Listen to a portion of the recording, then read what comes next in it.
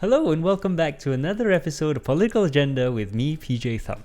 Political Agenda is brought to you by New Narrative, and today we have my friend and editor-in-chief of Wake Up Singapore, Sean Francis Han, and we're here with a late-breaking podcast to talk about the recent trial and conviction of Jolovan Wham for illegal protest. But of course, before that, I am wearing a pink, yellow, and green batik shirt. There are two of us sitting in front of a big map of Southeast Asia. My pronouns are he, him.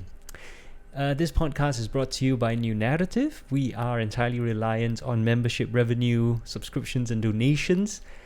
So if you enjoy what you see, if you find it useful, if you'd like to support our work, please do join as a member at newnarrative.com/join or donate at newnarrative.com/donate. And now, Subhash. Stay where you are. We've come way too far. Where you think that you're gonna go? This is utopia. Please stay where you are.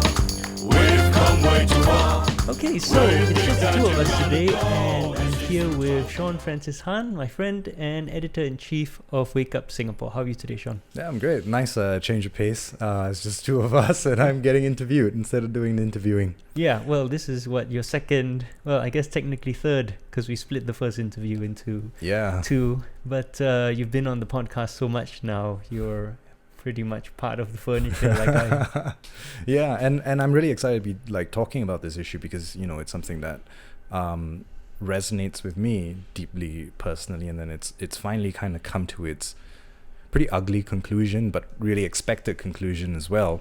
But before we go any further, hi, my name is Sean Francis Han from Wake Up Singapore. I'm wearing a black t-shirt with a skull on it, black jeans as well, and my pronouns are he, him. Cool.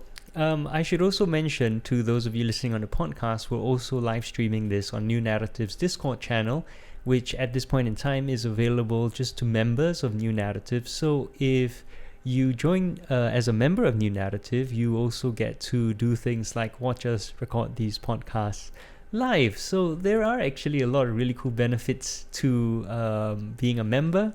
And you can see just how many gaffes and mistakes that have to be edited out of the final podcast.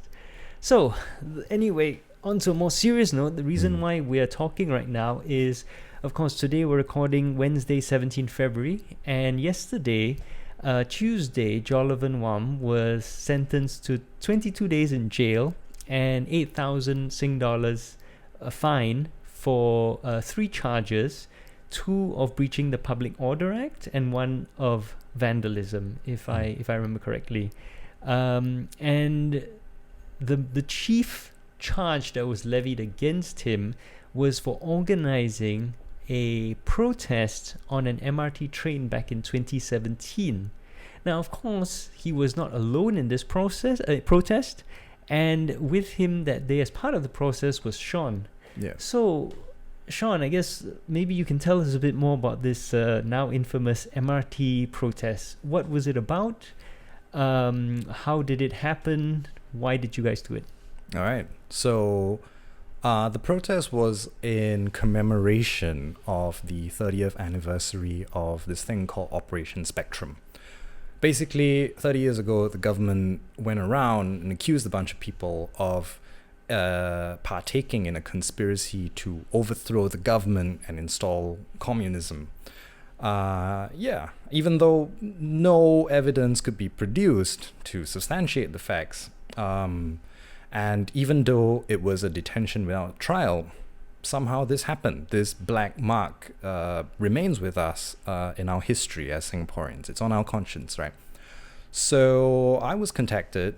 I was asked, do you want to take part in this protest? It's going to be about Operation Spectrum. And immediately I kind of felt a huge personal resonance with it because this happened when I was 22? Yeah, happened when I was 22. And this was the period where I was in university, and we were talking a lot about Marxism, we were talking a lot about communism, critique of capitalism, critique of neoliberal capitalism.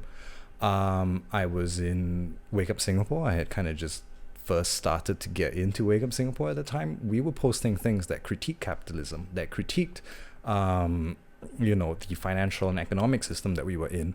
And of course, this is the period as well of like Occupy Wall Street. And I was just thinking, the reason that we can have these frank and open discussions about our economic system is due in large part to the work that was laid by the people who were arrested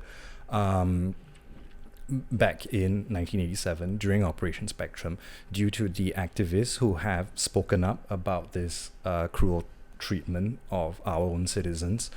The fact that Marxism or economic theory, economic philosophy can be discussed at all really harkens back to this time. So it struck a very personal chord with me, and I said, yeah, let's do it. Yeah. So there's a whole bunch of things to unpack there, right? Let's start with Operation Spectrum. Now, as I think many of the people listening to this podcast know, it was the arrest of I forget the exact number, 24, 27, something like that, activists back in 1986 who were accused of being part of a Marxist conspiracy, which was led by the political exile Tan Wah Piao, all the way from London. And of course, this is all nonsense. There was no Marxist conspiracy. But the then Prime Minister Lee Kuan Yew and the PAP government arrested all these people and said they were part of a conspiracy to overthrow, subvert the government, introduce a Marxist state, blah blah blah, all that nonsense. And a lot of it was was fear of revolutions which were sweeping Asia as the Cold War waned and as citizens demanded change. And of course, this is the period where we have change arriving in South Korea, in Taiwan, in the Philippines, right? Liberation theology, and that's why many of the detainees were Catholics, because liberation theology was growing very, very, was becoming very compelling and powerful.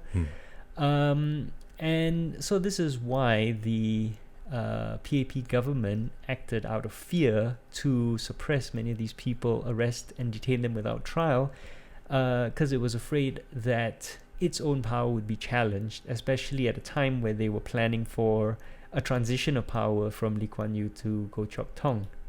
So this is the sort of very sordid history of Operation Spectrum, and the fact is that the government today has all but admitted it no longer defends Operation Spectrum, and it has all but admitted that it was a huge mistake, and these people were all arrested and detained without trial for no reason whatsoever. Some of them up to 2 years. I think So Lang was 2 years. Some of them months. Other people were exiled and left Singapore, never to return. Many of them are still in exile. So this is a horrific, but not isolated incident in Singapore's history, right? It was part of a broader pattern of detention without trial, as the facts have shown. Since the 50s, over 2,500 people in Singapore have been detained without trial, using the two clauses of the Internal Security Act which permit it, and none of these people have been brought to trial in open court on the charges they were originally detained under. So this is part of a huge, broad pattern of abuse of power by the People's Action Party government. Okay, so that's just a brief recap of all of this, right?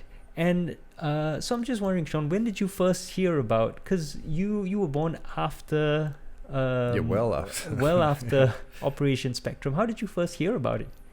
I think I first heard about it from a documentary that was showing at the projector. This was way back. This is when I was still with the SDP Youth Wing. And there's another episode on that. But yeah, this was way back when I was with the SDP Youth Wing.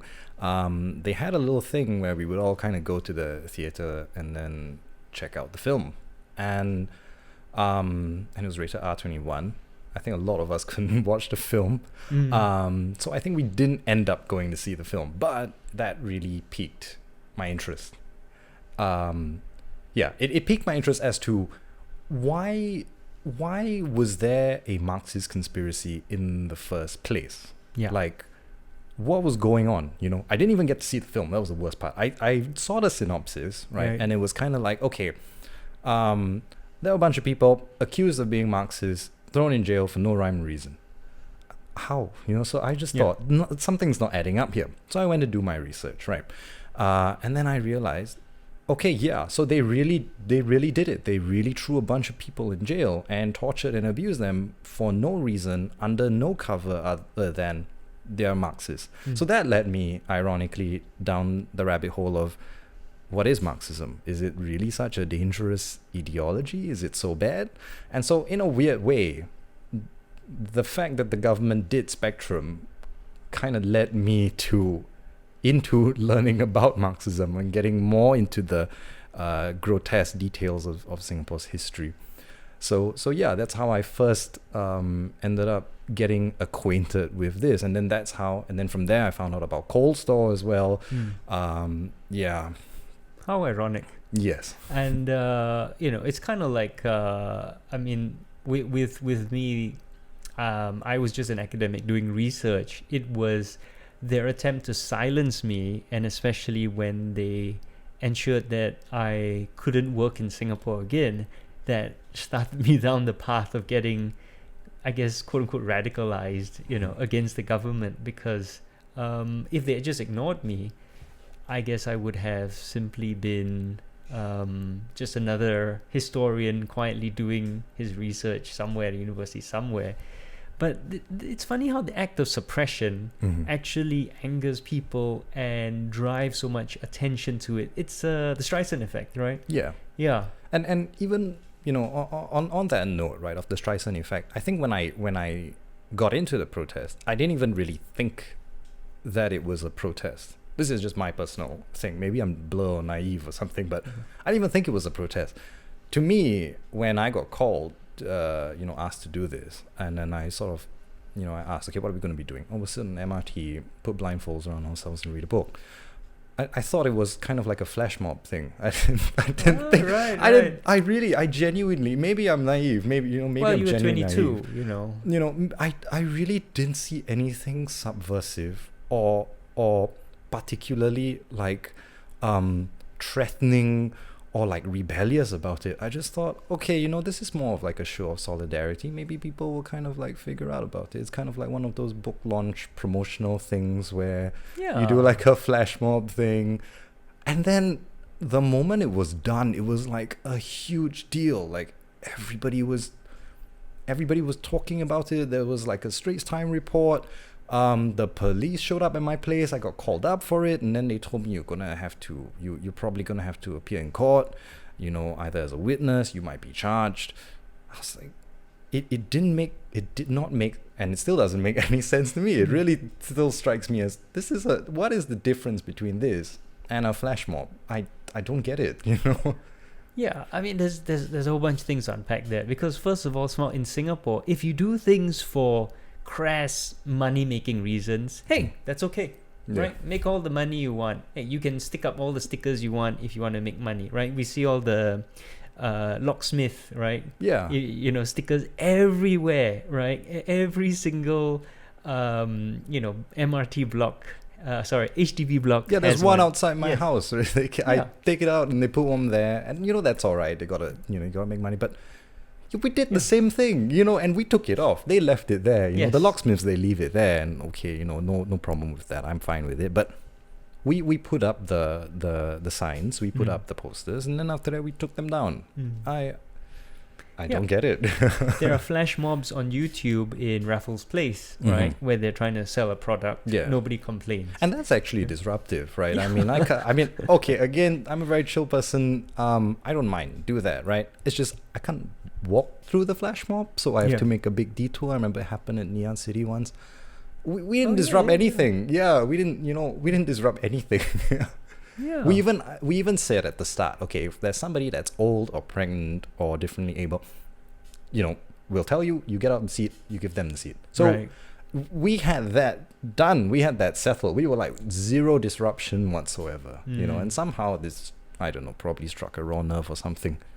Well, of course, because it's what it's about, right? You were trying to, as I think the law says, cause based. Although what is a cause? Anything's a cause. You know, why would you do anything for no reason? Yeah. People don't hold flash mobs for no reason. So this is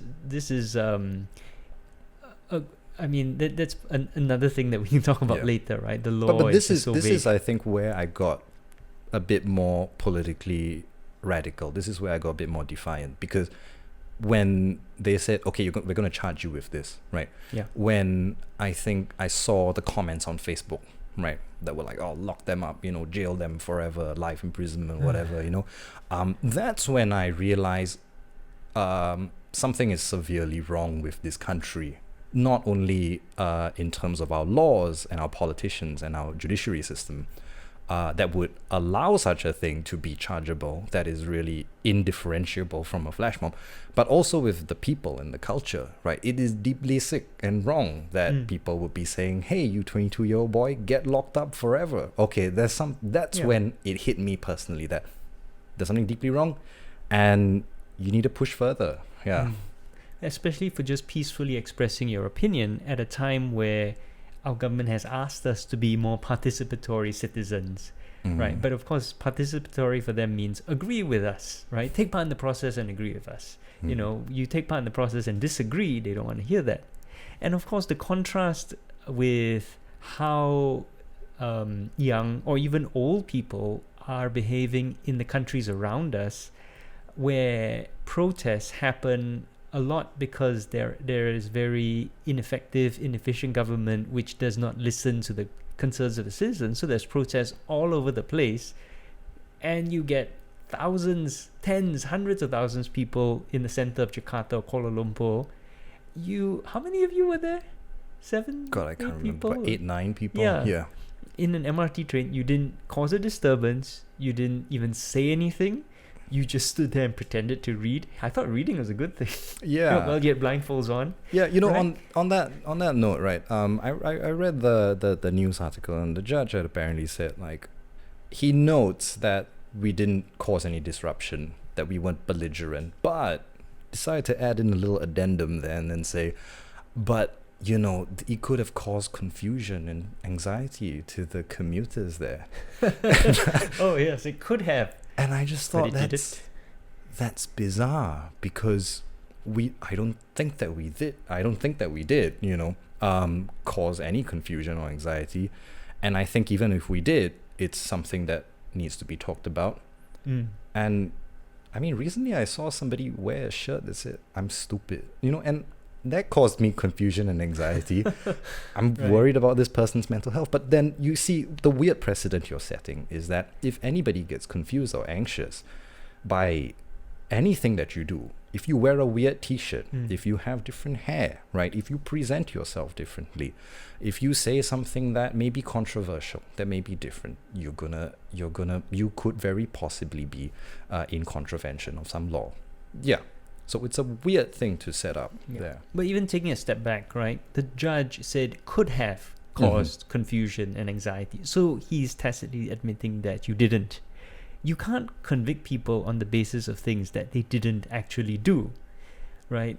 If you didn't cause confusion, it's not illegal to cause confusion and anxiety, but you didn't cause it. So why is that an issue? Why is that part of the judge's statement? And then the fact that, as you just pointed out, causing confusion, anxiety is a problem. I mean, this was a protest. You weren't pretending that it was actually, benign. You were trying to make a political point. And the whole point of a protests occur when governments don't give people avenues through which citizens can actually peacefully express themselves and know that they'll be listened. Protests are last resort. People don't wake up in the morning and go, I think I'll protest today. Yeah. No one wants to do that. Yeah, I gotta say, if this had been a situation where the government had said, you know what, we apologize for what happened, it's never gonna happen again, we're gonna amend the laws and the way that we do things to make sure that this ugly, horrific event never occurs again. Nobody would protest this. Nobody would care, right? Nobody would have made a documentary. No bunch of kids would have gotten like really upset that this happened. It would have been settled. The reason why this was even done was because the government didn't do anything at all to rectify this issue, or even show the slightest sympathy for the victims and their families. Yeah, and it'd be so simple. I suppose maybe not for the Prime Minister, given that the current Prime Minister defended the action very strongly, right? He had just come into Parliament. He entered Parliament 84. He was the newbie trying to make his name for himself and prove that he was a future leader, Prime Minister in waiting. And so he very strongly defended the detentions, and we know for a fact that he said things on national TV which have been proven to be false, right? Including the fact that they were not tortured. I remember there was a clip where he said something along the lines of, one of the mothers of the detainees called me and said that her kid had gained weight while in. I was like, what are you saying, man? It's like recently the announcement that that kid who was detained under ISA did better in his exams. He says he did better in his exams than if he hadn't been detained. I mean, what kind of logic is that? It's one of those really bizarre things that just strikes you as really, really comical at first. It struck me with disbelief. I didn't believe that he could have said that. I give him a bit more credit than that. But it's there. And then you have to wonder what would possess a human being to say something so bizarrely asinine. There has to be a lot at stake here, right? And then that's where I think a lot of people, myself included, you get a lot of young people, we get suspicious. We're like, well, what's going on here? And then this is where the digging begins. Yeah. So, I lost my train of thought. What was the... I was bringing up Lee Hsien Loong because my point was going to be that it would be so easy for the government to simply say, hey, we made a mistake, forget it, and we apologize and we admit that we were wrong. Why can't they do it? What on earth stops them, given that they know that they were wrong and have tacitly admitted as such and don't even defend that position? For example, in the select committee, when it was brought up, Kirsten brought it up, and they I think it was Edwin Tong who he didn't even defend it. He just ignored it. He just and when I bring it up, they simply say, oh, it's an opinion, right? They don't POFMA me, right? Which is very significant, because if they had proof, and they insist they have proof, they always insist they have proof, they could use POFMA on me. They've never used POFMA on me for that. So that is, the fact is that if they have tacitly admitted that there is no evidence and they were wrong. So it would be so easy for the government, especially if you're trying to draw a line, right? There's so many things the government could have done in previous years to draw a line under the past and wash their hands of so many mistakes that the Lee Kuan Yew government did. If it weren't for the fact, of course, that they need his legacy to keep getting elected, and his son is prime minister, and he's trying to protect his father's legacy, especially the whole Oxley Road and all that nonsense. So the big thing that I feel is that this not apologizing in the face of overwhelming evidence, I think is, I can't speak for everybody, but the effect that it had on me, I think when all was said and done after this event, was that I lost faith almost entirely in the government, in the state.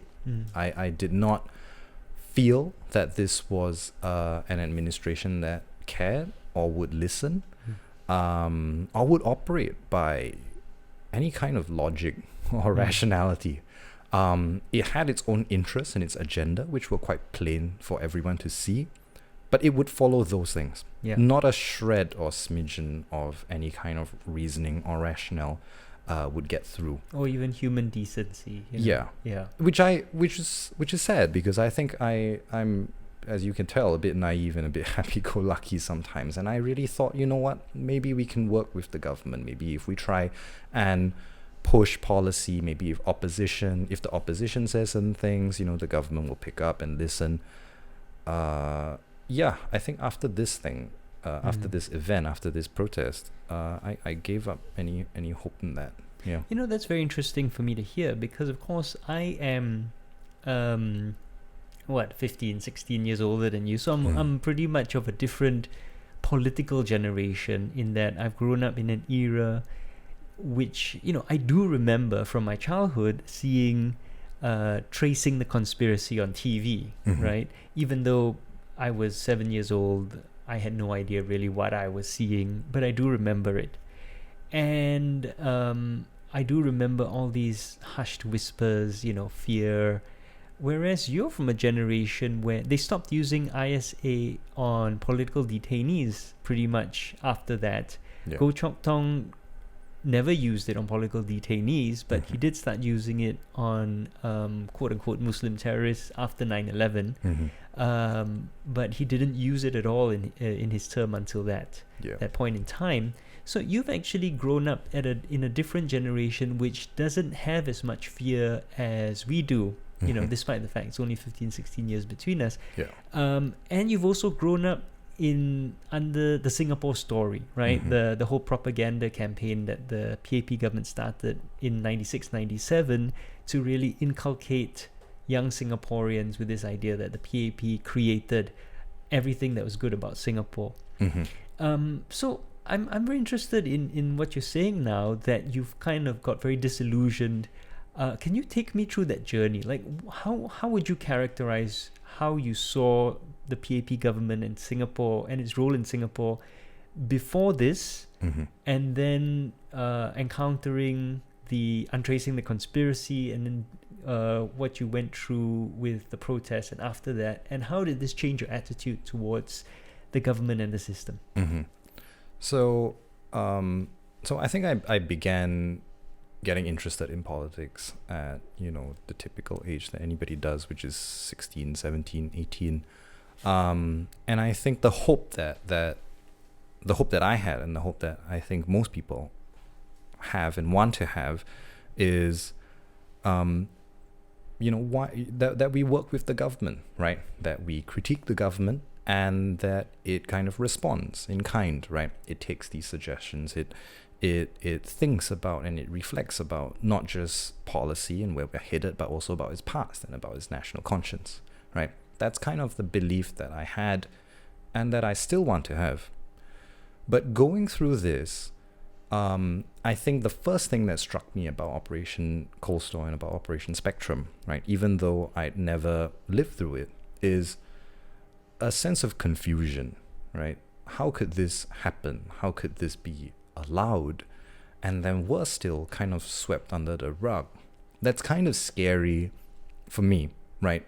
It strikes me as being something like if you were in an abusive relationship, or if you knew someone abusive, they did something abusive and never owned up to it.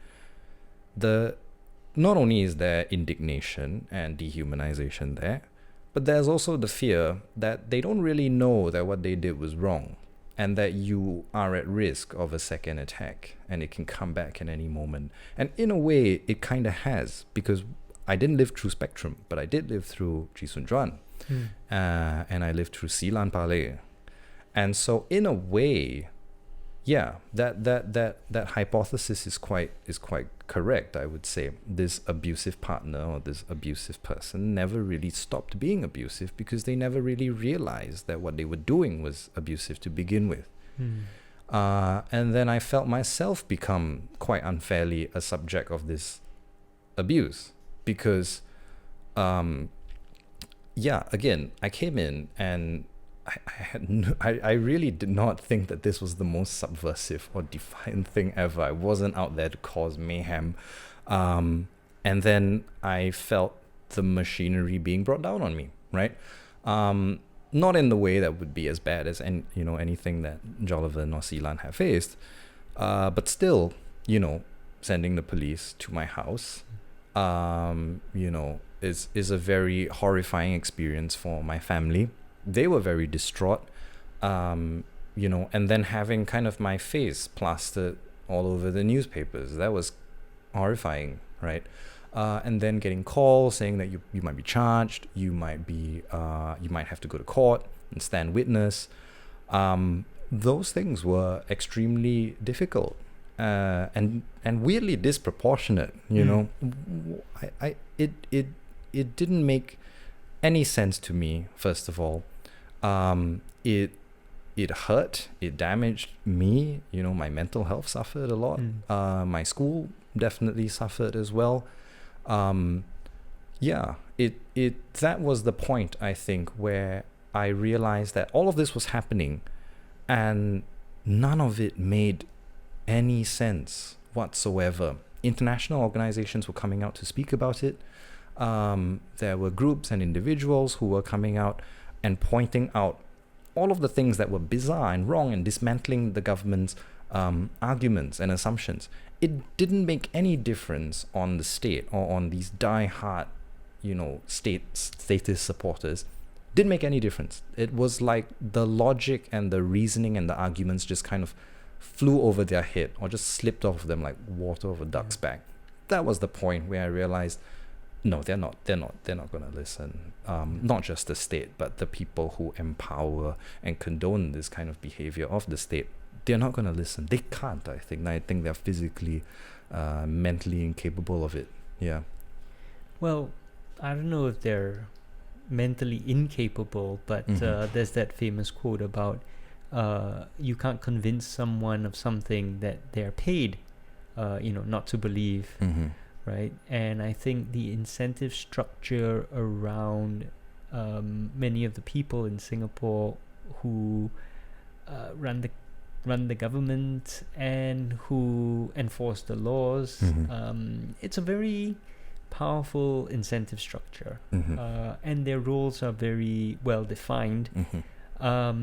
So it's not to say that they are stupid. I don't think they are, or to say that they're corrupt. They're not, but they're hired to do a certain job, which is well defined, and they do that job, right? And that's how the system works. So it's not that, we think of civil servants or police officers as your friend, but that's not how it works in Singapore. Police officers are there to enforce the law, but the laws are written by politicians for very explicit purposes, and in Singapore, many of those purposes align very much with the interests of the PAP. Oh yeah. Yeah. So when I say that they are mentally incapable of dealing with it, right? I don't mean that they are stupid or not smart people, because I think a lot of them are intelligent, fiercely intelligent in their fields.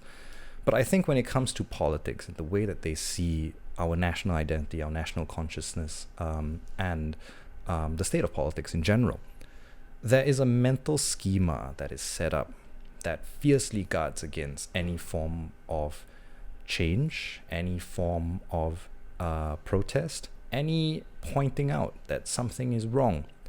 And it's tied into very deep-seated existential issues about who they are and about the power and the superiority of this country.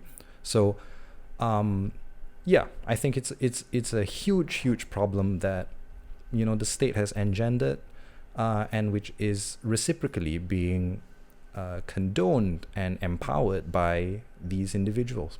Yeah.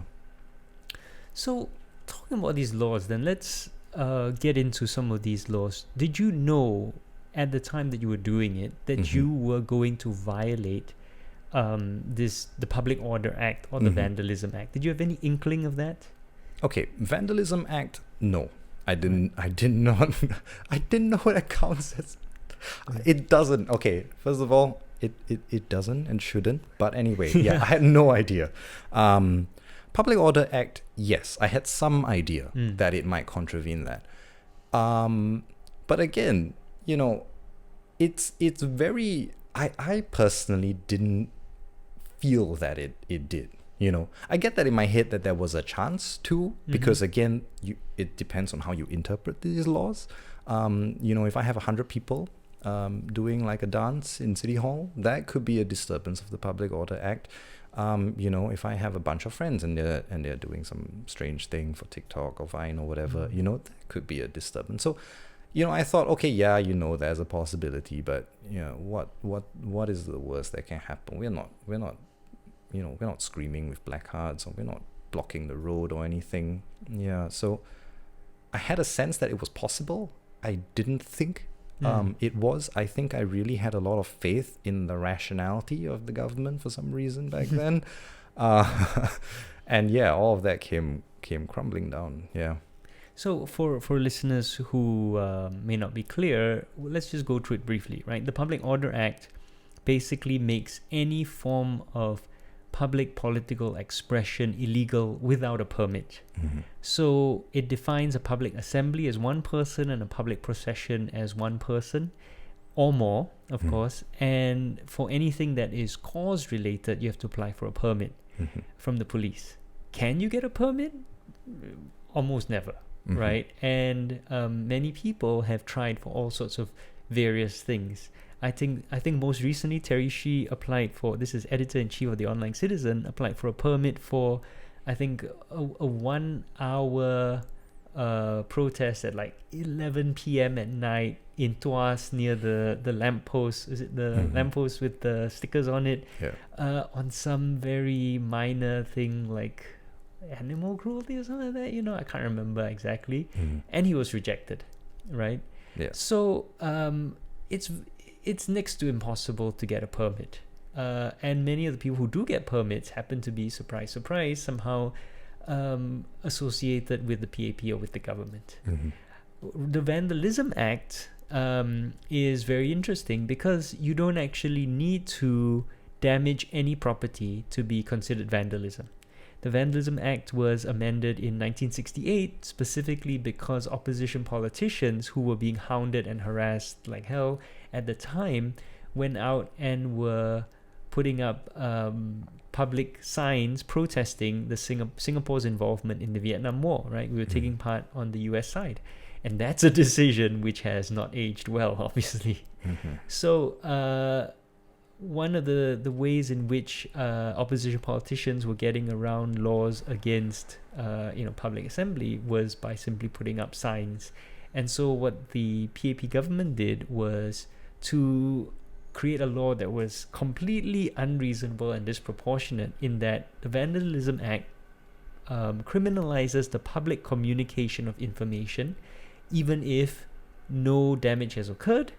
And it also includes huge fines and strokes of the cane for repeat offenders, which is completely disproportionate to what the act is. And of course, that then came to sort of, I don't know if you might say backfired, but it had unexpected consequences with the whole Michael Fay incident, because he committed public vandalism and they had to apply caning, and then found that, oh, wait a moment, this is causing an international incident. But that's a whole different story. But the point of both of these things is we have laws which actually are very different from what a reasonable person might think is vandalism or a public procession. Yeah. And the scope of these laws is so broad, as I've repeatedly said, that they allow the government to interpret them basically in any way they want, or as I've put it in a now infamous advertisement, discretion. Right? Yeah. So you didn't have any inkling of this at the time? You actually, what you're saying, felt that there was going to be a reasonable interpretation. Yeah, I thought that there was going to be a reasonable interpretation of the Public Order Act, and the vandalism thing didn't even come up because that's not the way you use the word vandalism in the English language. It's not. That's not vandalism. Is when you destroy or you deface public property or somebody else's property. It's not when you take an A4 piece of paper, put it on a train, take it down after 2 hours. So why would anybody have any reason to suspect that would have been in contravention of a law on vandalism? Nobody would have thought that, right? But okay. Yeah, so this is why, it it didn't make sense. It still doesn't make sense. And the effect that had on me is just, I gave up. I don't think, I did not believe that the state was capable of interpreting the laws or making the laws in a fair and rational way any longer. I think what you're saying, it kind of strikes a chord, because I hear this story a lot, and it doesn't even have to be dramatic in the sense that you held a protest. But I see so many people who were idealistic and wanted a better Singapore, and wanted to take part in the creation of a better Singapore, and then come up against this very ruthless, harsh government, right, which crushed all dissent. And even if it was something very minor, just small changes, and they wrote in something, and the response they got was extremely discouraging, or they even got completely ignored or disparaged, right? Disproportionate to what they were doing. So I'm just not surprised, but it always moves me and makes me feel disappointed, because we're all people just trying to help make Singapore better, and instead what we get is our spirits crushed. And then the government complains, oh, Singaporeans are apathetic and don't care. I mean, come on, or Singaporeans just leave, right? Those who can leave. Yeah. I have to say that on a positive note, though, that it's been almost 4 years since the protest was held. I think retrospectively looking at it, that was one of the best things that I've done in my life, right? That was, I think, something that allowed me to really see and feel and experience firsthand the violence of the state. It was something that when I looked it up on social media, right, because I was with Wake Up Singapore, we have access to numbers that you can look up, and that was something that got people talking about Operation Spectrum. So the way I see it is that with a lot of these protests, it's a bunch of people taking one for the team and raising these issues, making sure that they're not swept under the rug. And it's the same thing now with the MOE protests, right? Yes. It was dying down in terms of its reach, in terms of its views. The news story was fading out of the news cycle. Then the protest happened, and it goes back up to page 1.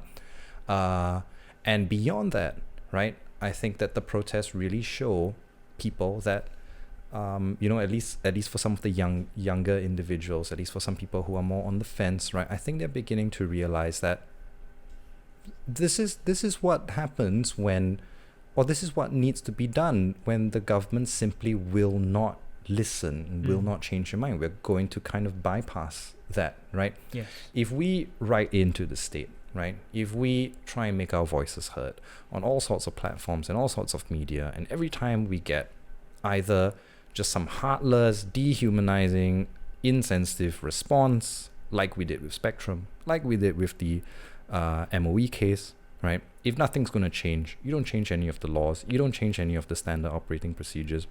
This is what we're going to do. And I think people are recognizing that slowly, through exposure, activists do not break the law. They do not engage in civil disobedience unless they are really not being heard, unless it is the absolute final last straw. Because nobody wants to go through that. Nobody wants to put themselves in that kind of danger, go through that kind of pain. They really only do it because nothing's happening. The government is not responding properly, and the story is fading out of the news cycle. Something needs to be done, and this is what's happening. So I'm really glad that I took part in it. I'm really proud of the activists that did it again with the MOE protests. Yeah. And I salute you for your courage, because I've never taken part in a non-Hong Lim Park protest in Singapore. And it takes a lot of courage, especially in the Singapore context, to get up and do this and be willing to take these risks, right? Because we live in a country where the government has incredibly overwhelming power to reach into your life and destroy it if they want, right? They house 80% of the people in Singapore through HDB. They control 85% of the land. They can determine, so much, because they control so much of the economy. They can ensure that you're blacklisted from any sort of government-funded job, right? They can affect. This is a government which can influence where you live, who you marry, what race you are, right? How many children you have, where they go to school. So it's no surprise that people are very much afraid of the government, and it takes massive, massive stones to stand up to it. So I salute you. I salute everyone who took part in this protest with you, and especially we salute Jolovan Wham for being willing to risk everything and fight for our civil liberties again and again. Oh yeah, I always think if Jolovan wasn't around, where would we be? Yeah. I mean, because I think we've really reached a point where it's becoming more and more apparent that the state is not going to listen, right? And if we don't engage in civil disobedience, and if we don't push for these issues in a public way, right, they're just going to get swept under the rug. It's really just going to be, a bunch of people in civil society writing letters to nobody, and nothing gets changed. So I'm really, really amazed at the work that Jolovan is doing, and really, where will we be if it wasn't for him? And I still remember when the whole thing went down. He called me out for dinner, and he said, if you're in any emotional distress or anything, like, let me know. And I just thought, wow, what do you mean? You're the one that's going to. What do you mean me? You're the one that's facing the issues there. So, I think the strength and the courage that I've seen from activism and activists like Jolovan Wham and Seelan as well, that's what keeps me going, because where would you see this fire, this amazing power of the human spirit, if not for activism? Yeah. And I think it's important to remember that the people we remember and respect most in Asian history are the people who engaged in civil disobedience, in protests, the revolutionaries, right? The people who overthrew empires, the Gandhis, the Jose Rizals, the Ho Chi Minhs, the Chokraminotos, and all the heroes of the Indonesian Revolution. And of course, in Singapore, Lee Kuan Yew was a man who was the leader of an anti-colonial, anti-imperial movement. And this is where the sheer hypocrisy of the PAP really is just so galling, because the PAP organized protests all the time when they were an anti-colonial opposition party, right? They committed what they would define today as vandalism all the time. So many protests, so many rallies, so much civil disobedience. And of course, the moment they get into power, all of that starts going out the window. And within a few short years, they're passing ridiculous laws like the Vandalism Act, and they're crushing all dissent. So it's just the sheer hypocrisy of it, really infuriates me. But Jolovan stands in good company, right? With Mandela, right? With Martin Luther King, people who led civil disobedience. And we may be a tiny country, but it matters. What he does matters to all of us and will be remembered well by history. Yeah. So going forward, Jolovan still has 2 charges against him, which he's been in jail so much at this point. And he's faced so many charges, but he's still got 2 more charges. And I think he's really pushing the boundaries of just seeing how ridiculous things can get, because the 2 remaining charges are for holding up a blank piece of paper in front of I think it's the state courts, and holding up a smiley face in support of the climate strikers in front of Tuas Payoh police station. In both cases, he just took a photo and left. And they charged him with, again, breaching the Public Order Act. I mean, I'm out of words at that point. How do you even criminalize a person taking a photo on public property, on I mean, I mean, it's I think it's interesting, right? How, okay, with the MRT protests, for me at least, that's when I saw, okay, the state doesn't make sense, right? But I think what Jolovan has done is to demonstrate irrefutably and clearly and decisively that this state is not one that operates on logic or reason or common sense. Not at all. If it's holding a smiley up and taking a photo and leaving, you can be charged for that, right? There's no way that any argument flies there whatsoever. So yeah, I say power to Jolovan, because we all know that the state is not one that listens, that it's inhumane, and it doesn't make sense. How do you demonstrate that? How do you show in a scientific and objective way the state doesn't care? With a smiley, right? So he figured out how to show it, how to lay it bare for Singapore and for the world, so that, the minds slowly change, so that in 15, 30 years, when we look back at this, we realize, what were we thinking back then, Yeah. A smiley. This is how it's going to go down in the history books. A smiley face? Really?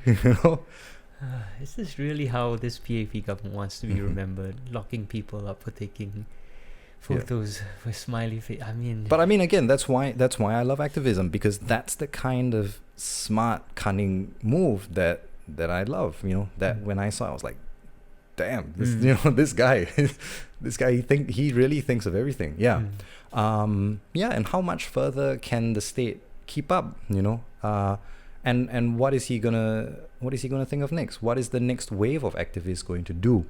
How are they going to challenge and demonstrate the hypocrisy, right? Because, even if you are the most die-hard PAP supporter, right? Even if you're somebody that's, couldn't be bothered with politics, I think a lot of people look at this and they get a little bit disenfranchised. They get a little bit affected by it, right? And it chips away slowly. Oh, is this really vandalism? Never mind, I'll look the other way.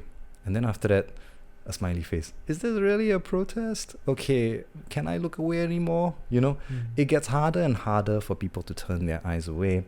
And it shows, for people who haven't been ingrained and brainwashed into the system, young people that are coming up. If this is the first bit of politics, the first bit of local news that you see, straight away, that's going to let you know, hey, we've got some very severe issues in the government. Please pay attention. Everything is not milk and honey like you were told in school. There's a sick rot here. Yeah. So I think that this culture, or this movement of civil disobedience in very creative ways, I think is first brilliant and really witty to watch, but then also just an ingenious way of changing minds. Yeah. And that's why, as you mentioned, activism is just so important. Okay, so I think we're out of time, but I want to urge all of you who are listening to take a photo of a smiley face and put it up on your Facebook or your Twitter. Show support for Jolovan Wham and what he's doing for us and for our society, for our civil liberties, for our human rights. Support Jolovan and support all these other civil society organizations as best as you can. Terry Shi at the Online Citizen, of course, for the work he does, and of course Wake Up Singapore. Follow them on Instagram and Facebook, and check out the work that Sean is doing. So thanks very much for being a guest on our podcast, Sean. Thanks. Yeah, and again, salute to you for your courage, for your bravery, just a big thank you on behalf of all Singaporeans for what you've done. Yeah, let's keep this fight going. Okay, and thank you as always to all of you who are listening, who joined us on our Discord, and who are listening to this on the podcast. And if you have enjoyed what you've heard, if you find it useful, if you find it important, please do support New Narrative. We rely entirely on membership revenue and donations, so newnarrative.com/join to join as a member, and newnarrative.com/donate to donate to New Narrative. Thank you very much, and see you next time. Stay where you are. We've come way too far. Where you think that you're gonna go? This is utopia. Please stay where you are. We've come way too far. Where you think that you're gonna go?